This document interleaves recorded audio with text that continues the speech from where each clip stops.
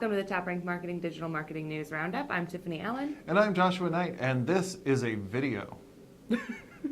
Sure is. You know, I hate to state the obvious, but it does make a nice segue into my first story, so I'm always willing to state the obvious if it's for a purpose.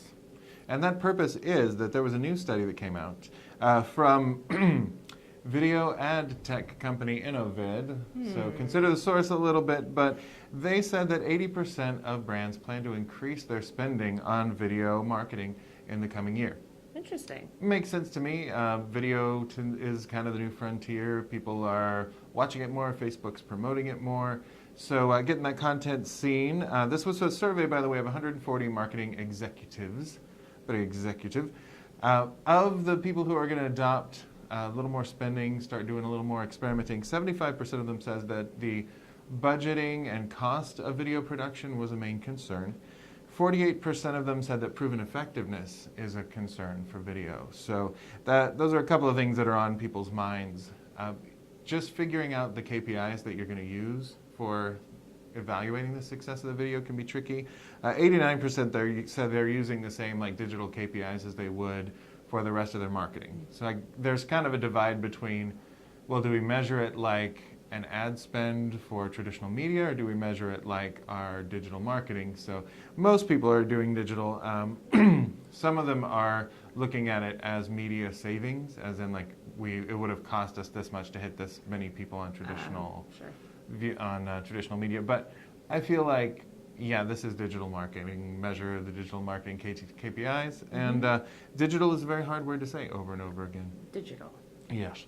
By the way, most of this spending is going to Facebook and YouTube. Interesting. Still, so YouTube's still holding it down. It's all of those videos on Facebook and YouTube. I know people who put Facebook videos and YouTube videos up on the internet. There's no future to it. I don't know. I mean, we do it every week. So, cool. So I have another survey to tell you about. Oh, yes? Best segue ever. Survey says? Survey says. So a recent survey of Fortune 500 companies shows that LinkedIn, #client, continues to be the most popular social platform for Fortune 500 companies, with 98% of Fortune 500 companies using LinkedIn. Makes so sense. is that one that's not? Maybe two? Yeah, they're just on Snapchat going, where is everybody trying to buy cloud solutions? Fun fact, 10% are actually using Snapchat. Oh, yeah? A little under 10%, 48 of them, of the 500. Blogging increased 6% over the past year, so 42% of Fortune 500 companies are now blogging versus 36 last year. Instagram. There we go. I knew you wanted to say that. Continues to grow rapidly as well, jumping another 8% this year over last year, which is good to see. But not everyone fared as well. Active Google Plus usage was actually cut in half by Fortune 500 companies. Folks are starting to sort of not do it anymore. They're finally getting that memo. Yeah. I gotcha.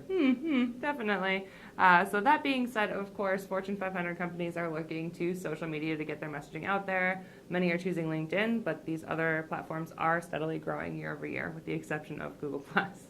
Right. I mean, and Orkut. Hardly anybody hitting up Orkut and Allo anymore.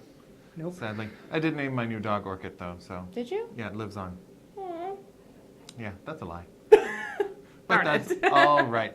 I think any of these platforms you can get on with even B2B content and rocket, like what GE is doing on Instagram. It just is a question of what your purpose is and what your audience is. So, keep an eye. Maybe Snapchat is the place to be, if you're in a specific industry. I'm not saying, I'm just saying. Fair. Or perhaps it's Instagram, because Instagram has rolled out a couple of new features that they're testing very secretly and in private to a small bunch of people. But the scoop that we got is they're adding some things that I'm surprised they don't already have. For example, a regram button, which is like a retweet, but for Instagrams. And that makes the functionality there, people had to use third-party apps just to copy a thing instead of you would have to save it to your account and then to your phone and then put it back on. It seems exhausting. There was 7 steps. It was like making a souffle trying to regram something on Instagram. So now, regram button coming. Also coming is a GIF keyboard, or GIF keyboard, or GIF keyboard, depending on your denomination. Yeah. So Apparently this keyboard is not the most functional or pretty, but it does enable you to add those sassy, snarky GIFs that I am using in the place of most conversation on Messenger and text. So good that I no longer have to use words to communicate with people. Also, the Instagram beta has come to iOS, so if you're not Android and you got one of those stupid iPhones, who would have one of those, then you could actually get in on some of these new features early on. So marketers, jump in there, see what's happening on the Graham, and re-gram me later. And I will, because I use it for sure. You're a grammer. Yeah. You're a hardcore grammer. I don't have an Instagram account. So, another story this week is interesting about on-page content and kind of SEO at large within different companies. So, on-page content is considered by more marketers than any other SEO tactic to be effective. By 57%, basically, of marketers agree that's effective.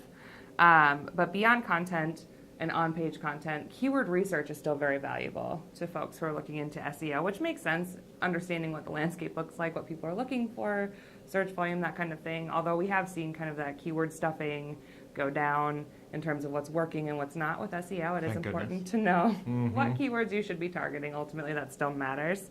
But overall, the report found enthusiasm around the following items in SEO. 95% of respondents believe their SEO strategy is effective at achieving objectives they've laid out. So let's dissect that a little bit. If you set clear objectives for something that are measurable, you can believe that it's effective by using data to understand whether or not it's being effective, which is great. So 95%, that's awesome. Almost 9 in 10 feel the effectiveness of their SEO tactics is improving over time. Also important. So, of course, as ranking factors change, quality content is more important, and kind of keeping a pulse on that, making sure that your content and your website are actually measuring up to new standards. Good and important. And then 91% said they plan to increase their SEO budgets next year. No kidding. Because as it turns out, SEO really isn't free. Although it is, organic search mostly, you still have a lot of tools that you can use and a lot of partners that you can partner with to make sure that you are getting the best rankings that you can, your content's getting in front of the right eyeballs, and you're out in front of any algorithm changes that might be coming your way. Yep. So grab some smart people, throw some dollar bills at them, and let them do your SEO for you. Just maybe not like that. Pay them. Pay your SEO people. Have a dedicated SEO person. Yes. Our team is amazing. Smartest team in the business, really. True. Regularly throw money at them. Yeah, just as we're walking down the hall. They actually told me that I had to stop using rolls of quarters, though. Yeah, he started to injure folks. Suboptimal. Well, that is all the news we have for you this week. We'll be back next week with more. If you'd like more in the meantime, check out the blog post. Ooh, I like that story. That's right. That's amazing. At toprankblog.com, or follow TopRank on Twitter at TopRank, or me, Tiffany_Allen. And you can find me on Twitter at Nitewrites. That's NITEWRITES. We'll see you next week. Thanks for tuning in. Bye.